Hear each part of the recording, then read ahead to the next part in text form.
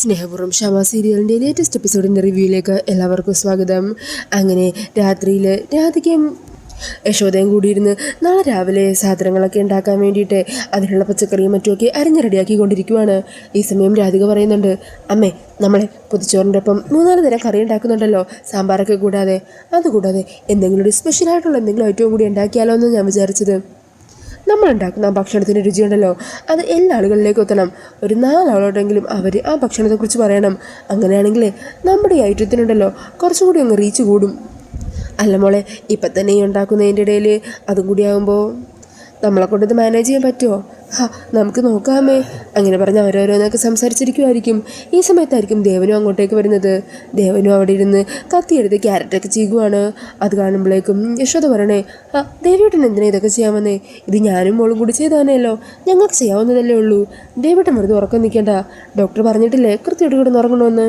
അന്നേരം രാധികം പറയുന്നുണ്ട്, അതെ അച്ഛാ, അച്ഛൻ ഇതൊന്നും ചെയ്യണ്ട, ഡോക്ടർ കറക്റ്റ് സമയത്ത് ഉറങ്ങണമെന്ന് പറഞ്ഞിട്ടുള്ളതാണ്, അത് നോക്കണ്ടേ. അതുമാത്രമല്ല, ഞങ്ങൾ അച്ഛന് നേരത്തെ എണീറ്റ് ക്ഷേത്രത്തിൽ പൂജയ്ക്ക് പോകാനുള്ളതല്ലേ, ഇത് എനിക്കും നമുക്ക് ചെയ്യാവുന്നതേ ഉള്ളൂ, ഞങ്ങൾ ചെയ്തോളാം.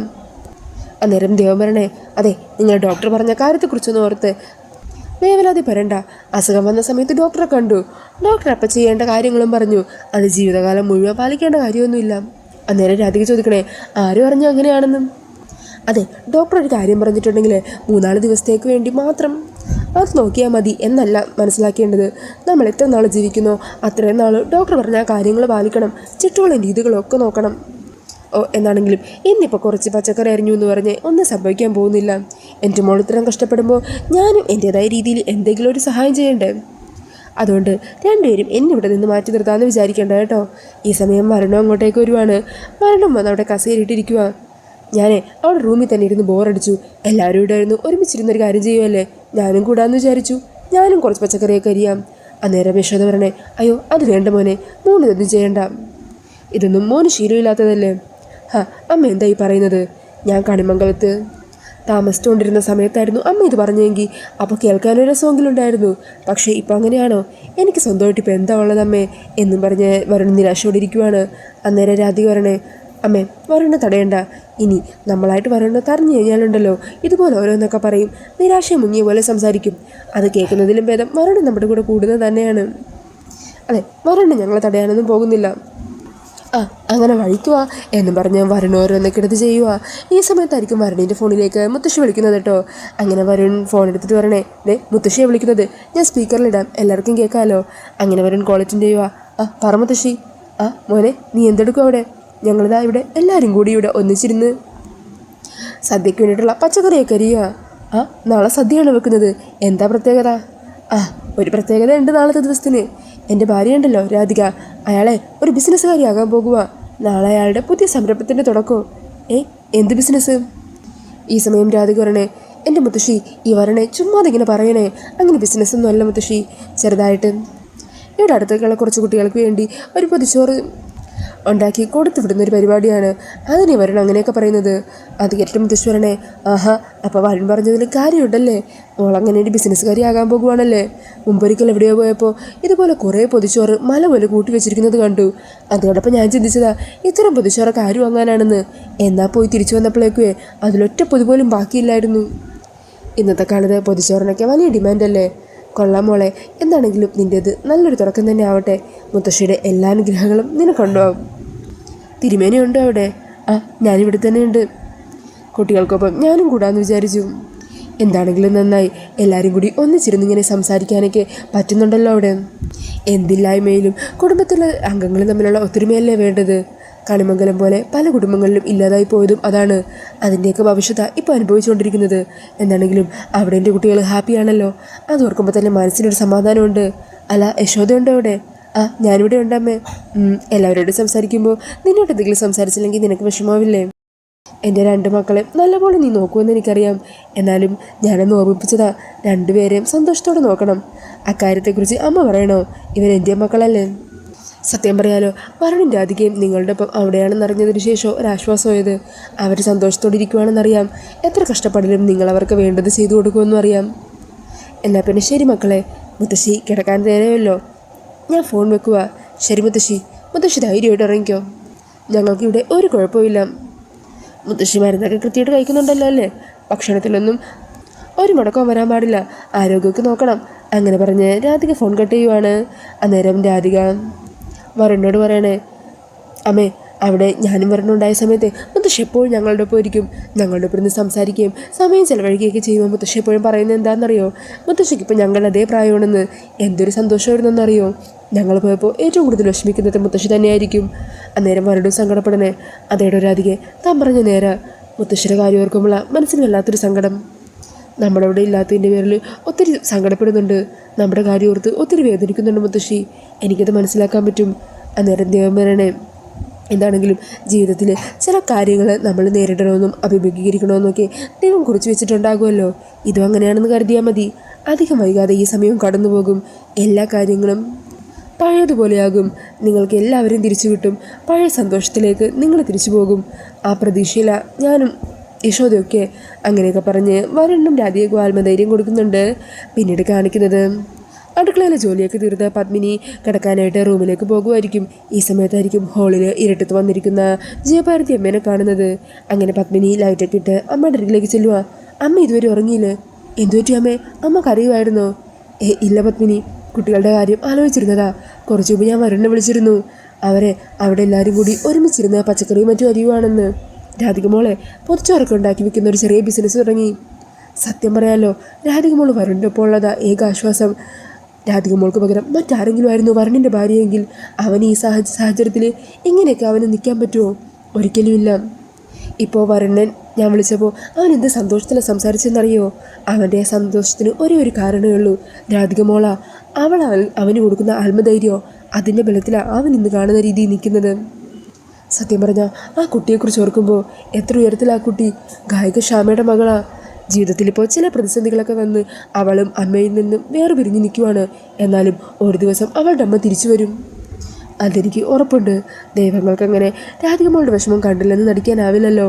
ഈ സമയം പത്മിനി പറയണേ, അമ്മ പറഞ്ഞു നേരാ. ഞാനും പരമേശ്വരേട്ടനും എപ്പോഴും ഇതിനെക്കുറിച്ച് തന്നെയാണ് സംസാരിക്കുന്നത്. രാധികമ്മൾ ഈ വീട്ടിലേക്ക് കയറി വന്നപ്പോൾ നമ്മൾ പറഞ്ഞത് ഓർക്കുന്നില്ലേ? അവൾ ഈ കുടുംബത്തിൻ്റെ ഐശ്വര്യമാണെന്ന്. അവൾ വരൻ്റെ കൂടെയുള്ളതാണ് എനിക്കും ഏട്ടനും ഒക്കെ ഒരാശ്വാസം. ഈ പ്രശ്നങ്ങൾക്കിടയിലും എല്ലാം തരണം ചെയ്ത് നമ്മുടെ മക്കളെ വിജയിച്ച് വരും എന്നുള്ളൊരു വിശ്വാസം എനിക്കും പരമേശ്വരേട്ടനൊക്കെ ഉണ്ട്.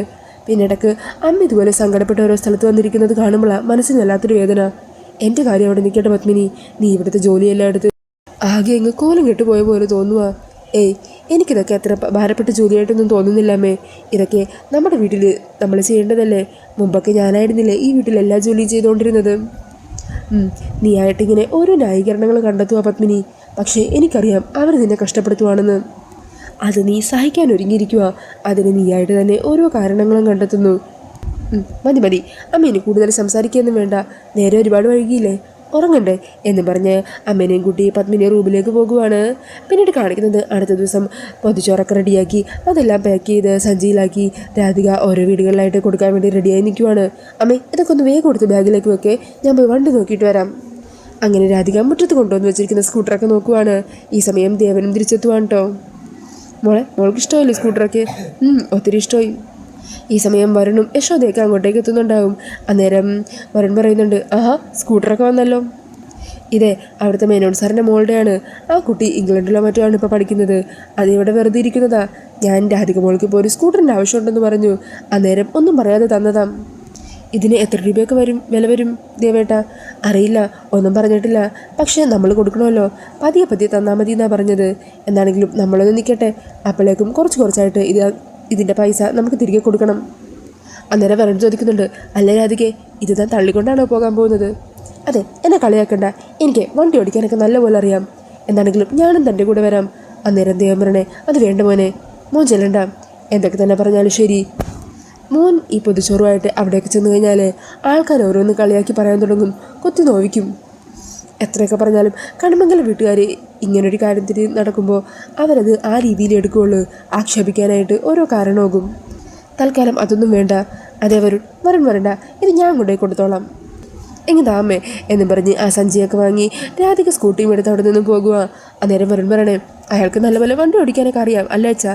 പിന്നല്ലാതെ അവൾ നന്നായി ഓടിക്കും. എനിക്ക് അവൾക്ക് വണ്ടിയൊന്നും വാങ്ങിച്ചു കൊടുക്കാൻ പറ്റിയിട്ടില്ലായിരുന്നു ഇതുവരെ. പിന്നീട് രാധിക ഓരോ വീട്ടിലും കൊണ്ടുപോയി പൊതു കൊടുക്കുകയും മറ്റു ചെയ്യുന്നതൊക്കെയാണ്. പിന്നീട് കാണിക്കുന്നത് പ്രിയങ്കയും സുകുമാരിനെയാണ് കേട്ടോ. ഈ സമയം പ്രിയങ്ക സുകുമാരിയോട് പറയുന്നുണ്ട്, അല്ല മുത്തശ്ശി, നമ്മൾ പുതിയ പ്രൊഡക്ഷൻ കമ്പനി തുടങ്ങിയ കാര്യം, നമ്മുടെ പുതിയ സിനിമയുടെ കാര്യമൊക്കെ വനിതയിലും പത്രങ്ങളിലുമൊക്കെ വന്നു. പക്ഷേ കാണേണ്ട ചില ആൾക്കാരുണ്ടല്ലോ, അവരിതൊക്കെ അറിഞ്ഞോ ആവോ? സ്വത്തും വീടും എല്ലാം നഷ്ടപ്പെട്ട് ഭാര്യ വീട്ടിൽ കയറിക്കിടന്ന് താമസിക്കുന്ന ആ വരുണും അവൻ്റെ പ്രിയപ്പെട്ട ഭാര്യ രാധികയും അവരെയൊക്കെ ഈ വിവരമൊന്നും അറിയിക്കണ്ടേ മുത്തശ്ശി? അല്ല, എങ്ങനെ അറിയിക്കാനാ? നമ്മളിന്ന് നേരെ ആറ്റുവാശ്ശേരിയിലേക്ക് ചെല്ലുന്നു. അവിടെയുള്ളവരുമായിട്ട് നമ്മൾ ഈ കാര്യങ്ങളെക്കുറിച്ച് ചർച്ച ചെയ്യുന്നു. എല്ലാ കാര്യങ്ങളും ഒന്ന് വിശദമായിട്ട് സംസാരിക്കാം. അറിയാത്തവരെയൊക്കെ ഒന്ന് അറിയിക്കണ്ടേ? ശരിയാ മോളെ, അത് വേണം. ഒന്നുമില്ലെങ്കിലും നമ്മളെ കുറേ ചവിട്ടി താഴ്ത്താൻ നോക്കിയവരല്ലേ അവരൊക്കെ. നമ്മുടെ ഉയർച്ച കണ്ട് അവരങ്ങ് കണ്ണ് മഞ്ഞളിക്കട്ടെ. കഴിഞ്ഞ തവണ പോയപ്പോൾ ആ വരനൊന്ന് നേരി കാണാൻ പറ്റില്ല. ഇത്തവണ പോകുമ്പോൾ അവനൊന്ന് കാണണം. അവൻ്റെ മുഖത്ത് നോക്കി തന്നെ രണ്ട് പറയണം. അതേ മുത്തശ്ശി, അപ്പം നമ്മൾ നേരെ ആദ്യം ആറ്റുവാശ്ശേരിയിലേക്ക് പോകുന്നു. അവിടെ നിന്ന് നേരെ ഷൂട്ടിംഗ് ലൊക്കേഷനിലേക്ക് പോകാം. അത് മതി. ഈ സമയത്ത് പ്രൊഡക്ഷൻ കൺട്രോൾ അങ്ങോട്ടേക്ക് എത്തുമായിരിക്കും. മാഡം, ലൊക്കേഷനിലേക്ക് വരുന്നില്ലേ? അവിടെ എല്ലാവരും റെഡിയായി കഴിഞ്ഞു. എത്രയും പെട്ടെന്ന് തന്നെ ഷൂട്ട് തുടങ്ങണമല്ലോ. അതെ, ഞങ്ങൾ ഇന്ന് ലൊക്കേഷനിലേക്ക് എത്താൻ കുറച്ച് വൈകും. ഞങ്ങൾക്ക് അത്യാവശ്യമായിട്ടൊരു സ്ഥലം വരെ പോകാനുണ്ട്. അല്ല മാഡം, ആദ്യത്തെ ഷൂട്ട് പ്രിയങ്ക മാഡത്തിൻ്റെ തന്നെയാണ്. അപ്പോൾ അവിടെ എത്തിണ്ടേ? ആദ്യം വേറെ ആരെങ്കിലും വെച്ച് വേറെ എന്തെങ്കിലും ഷോട്ട് എടുക്കാൻ പറ. അല്ലെങ്കിൽ ഒരുത്തിയോടെ നടക്കുന്നുണ്ടല്ലോ, ആ കസ്തൂരി, അവളുടെ എന്തെങ്കിലും അങ്ങോട്ടും ഇങ്ങോട്ട് പോകുന്നതോ എന്തെങ്കിലും എടുക്കാൻ പറ. മാഡം, നമ്മുടെ ഷൂട്ട് മുടങ്ങിയ അതിന് കുറേ പണച്ചെലവ് വരുന്നതല്ലേ.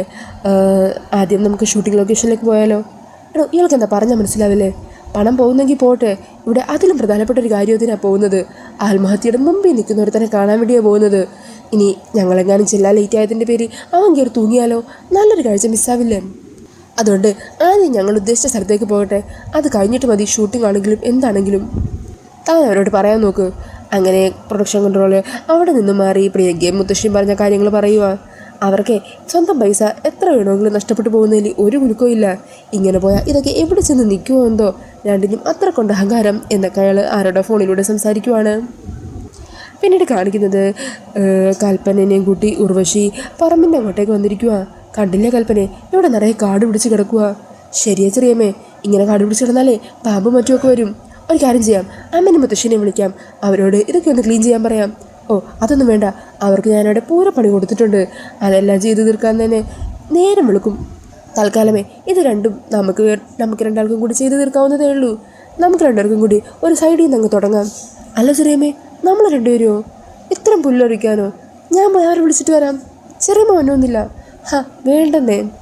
ദേ, ഈ മമ്മട്ടി പിടിച്ച് ഇതുകൊണ്ട് നീ അങ്ങ് കോരും. ഇതെല്ലാം അങ്ങ് ഇളക്കി പറിച്ചെടുക്ക്. ഞാൻ ദാ കൈ കൊണ്ടങ്ങ് പറിക്കാം എന്ന് പറഞ്ഞ് ഉർവശി കുറച്ച് മുമ്പിലോട്ട് നീങ്ങി പതിയൊന്ന് കുനിയുവാണ്. അപ്പോഴേക്കും നടു വിളിക്കിന്ന് പറഞ്ഞ് എഴുന്നേക്കുക. അയ്യോ, എൻ്റെ നടു വെട്ടിപ്പിടിച്ചേ. ഞാൻ പറഞ്ഞില്ലേ ചെറിയമ്മേ, ഇതൊന്നും വേണ്ടാന്ന്. ഇതൊക്കെ ചെയ്യാത്ത പണിയാ. സാരമില്ല കൽപ്പനെ, നീ ഇത് കണ്ടിന്യൂ ചെയ്തോ. ഞാനേ അകത്ത് പോയിട്ട് കുറച്ച് തൈലം പുരട്ടിയിട്ട് വരാം. എന്താ കൽപ്പനെ നീ ഇങ്ങനെ നോക്കി നിൽക്കുന്നത്? ചെയ്യുന്നേ. ദേ, ചന്ദ്രേട്ടൻ വരുമ്പോൾ എനിക്കിതെല്ലാം വൃത്തിയാക്കിയിട്ട് കാണിച്ചു കൊടുക്കേണ്ടതാ. നമ്മുടെ കൽപ്പന ചെയ്ത കാര്യങ്ങളാണെന്നൊക്കെ പറഞ്ഞ് ചന്ദ്രേട്ടനെ കാണിക്കുമ്പോൾ ഏട്ടന് ഒത്തിരി സന്തോഷവും. നോക്കി നിൽക്കാതെ അങ്ങോട്ട് വെട്ട് കൽപ്പനെ. അങ്ങനെ കൽപ്പനയാണെങ്കിൽ തീരെ താല്പര്യമില്ലാതെ അതൊക്കെ വെട്ടിക്കൊണ്ട് നിൽക്കുവാണ് കേട്ടോ. ഈ സമയം ഉർവശി വരണേ. എന്നാലേ ഞാൻ ഇപ്പം തൈര് വിട്ട് പുരട്ടിയിട്ട് വേഗം വരാം കേട്ടോ. അങ്ങനെ പറഞ്ഞ് ഉർവശി അവിടെ നിന്ന് പോകുവാണ്. ഈ സമയം കൽപ്പനയാണെങ്കിൽ വേറൊരു വഴിയില്ലാതെ അവിടെ നിന്ന് പുല്ലിങ്ങനെ വെട്ടിക്കൊണ്ടിരിക്കുവാണ്. അത് കണ്ട് മുത്തശ്ശി അങ്ങോട്ടേക്ക് വരുവാ. എന്തായി കൽപ്പനെ, നിന്നോടും അവള് മുതലാളിത്ത രീതിയൊക്കെ കാണിച്ചു തുടങ്ങിയല്ലേ? പെട്ടെന്ന് അവൾക്ക് നടു വിളിക്കിയതൊക്കെ ഞാൻ കണ്ടു. മുതലാളിമാർക്ക് അങ്ങനെയാ. കുനിഞ്ഞൊന്ന് ഒരില എടുത്താൽ അപ്പം തന്നെ അങ്ങ് വയ്യാണ്ടാകും. ഞങ്ങളിവിടെ ജോലി ചെയ്യിപ്പിക്കാൻ അവൾക്കൊപ്പം കൂടി നിനക്ക് വലിയ ഉത്സാഹമായിരുന്നല്ലോ. ഇപ്പതാ അവൾ നിന്നോടും ഓരോ ജോലികളായിട്ട് ചെയ്യാൻ പറഞ്ഞില്ലേ? നീ ഇനി അനുഭവിക്കാൻ കിടക്കുന്നതേ ഉള്ളൂ കൽപ്പനെ. ഉർവശിയുടെ യഥാർത്ഥ മുഖം എന്താണെന്ന് നീ കാണാൻ പോകുന്നതേ ഉള്ളൂ. അന്ന് നീ തിരിച്ചറിയും. അന്ന് നീ ചെയ്തു കൂട്ടിയതിൻ്റെയൊക്കെ പേരിൽ മുഖം പൊത്തിയിരുന്ന കരയും. അതൊക്കെ ഞങ്ങൾക്ക് അധികം വൈകാതെ തന്നെ കാണാം. നീ ഞങ്ങളോട് ചെയ്തതിനൊക്കെ ഞങ്ങൾ തിരിച്ച് നിനക്ക് ഒന്നും ചെയ്യേണ്ട കാര്യമില്ല. നിൻ്റെ കൂടെ കൊണ്ടു നടന്ന ഉർവശി തന്നെ നിനക്ക് വേണ്ടത് തന്നോളും. അവസാനം നിനക്കത് താങ്ങാൻ പറ്റാതെയാകും. അങ്ങനെ പറഞ്ഞ് മുത്തശ്ശി ഇവിടെ നിന്നും പോകുവാണ്. ഈ സമയം കൽപ്പനയാണെങ്കിൽ വീണ്ടും ഉർവശിയോടുള്ള ദേഷ്യമൊക്കെ മനസ്സിലോർത്ത് അവിടെ പുല്ല് വെട്ടിക്കൊണ്ട് നിൽക്കുവാണ് കേട്ടോ. പിന്നീട് കാണിക്കുന്നത് ആറ്റുവാശ്ശേരിയിലെത്തുന്ന മുത്തശ്ശിനെയും പ്രിയങ്കേനെയുമാണ്. അവരെ കണ്ട് മുറ്റത്തേക്ക് ഇറങ്ങി വരുന്ന ദേവനെയും യശോദേനെയൊക്കെ കാണിച്ചുകൊണ്ടാണ് കേട്ടോ എപ്പിസോഡ് തീരുന്നത്. നാളത്തെ എപ്പിസോഡിൻ്റെ പ്രൊമോയിൽ കാണിക്കുന്നത് അവിടെ രാധികകത്ത് കുട്ടികളെ സംഗീതം പഠിപ്പിച്ചുകൊണ്ടിരിക്കുമായിരിക്കും. അന്നേരം മുത്തശ്ശിയും പ്രിയങ്കയും കൂടി അങ്ങോട്ടേക്ക് കയറി വരുവാണ്. അവിടെ ആകെ പ്രശ്നം ഉണ്ടാക്കുവാണ്. അതിലൊരു കുട്ടിയുടെ ചെവിക്ക് കയറി പിടിച്ച് തിരിക്കുവാണ് കേട്ടോ സുകുമാരി. ഈ സമയം അത് കണ്ടുവരുന്ന രാധിക മുത്തശ്ശിയുടെ കൈ തട്ടി മാറ്റുക.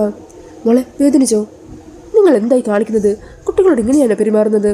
അന്നേരം സുകുമാരി പറയണേ, അതെ, ഈ വീട്ടിൽ അങ്ങനെ നീ മ്യൂസിക് ക്ലാസ് നടത്താനൊന്നും ഞങ്ങളെ സമ്മതിക്കില്ല. അങ്ങനെ രണ്ടും കൽപ്പിച്ച് അലമ്പുണ്ടാക്കാനായിട്ട് വന്നിരിക്കുവാണ് പ്രിയങ്കയും സുകുമാരിയും ഒക്കെ. പിന്നീട് പ്രിയങ്ക നേരെ ചെല്ലുന്നത് വരുണിൻ്റെ അരികിലേക്കായിരിക്കും. അങ്ങനെ വരുണിനെ ആക്ഷേപിച്ചുകൊണ്ട് ഓരോന്നൊക്കെ പറയുവാണ്. നാണമില്ലേ തനിക്ക്? ഭാര്യ വീട്ടിലെ ചിലവിൽ ഇങ്ങനെ വന്ന് താമസിക്കാൻ നിങ്ങൾക്ക് എങ്ങനെ തോന്നുന്നു? ഇതിനേക്കാൾ ഭേദം ഏതെങ്കിലും തെരുവിൽ കിടന്ന് തെണ്ടുന്നതാണ്. അങ്ങനെ പ്രിയങ്കയുടെ മറുപടി വാക്കുകൾക്കൊക്കെ മുമ്പിൽ ഒന്നും വിട്ടാതിരിക്കുവാണ് കേട്ടോ വരുൺ. ഈ സമയം ഇത് കേട്ട് അങ്ങോട്ടേക്ക് വന്ന രാധിക പ്രിയങ്കനെ പിടിച്ചു നിർത്തി കാരണത്തിട്ട് തന്നെ ഒന്ന് പൊട്ടിക്കുന്നുണ്ട്. അങ്ങനെ ഞെട്ടിത്തെറിച്ച് നാണം കെട്ട് നിൽക്കുവാണ് പ്രിയങ്ക. അപ്പോൾ ആ ഒരു സീനൊക്കെയാണ് കേട്ടോ പ്രൊമോയിൽ കാണിക്കുന്നത്. ഈ ഒരു റിവ്യൂ ഇഷ്ടമായിട്ടുണ്ടെങ്കിൽ മറക്കാതെ വീഡിയോ ഒന്ന് ലൈക്ക് ചെയ്യണേ. ഇതുപോലുള്ള കൂടുതൽ റിവ്യൂസിനായിട്ട് ഈ ചാനലൊന്ന് സബ്സ്ക്രൈബ് ചെയ്തും കൂടി സപ്പോർട്ട് ചെയ്യണേ. താങ്ക്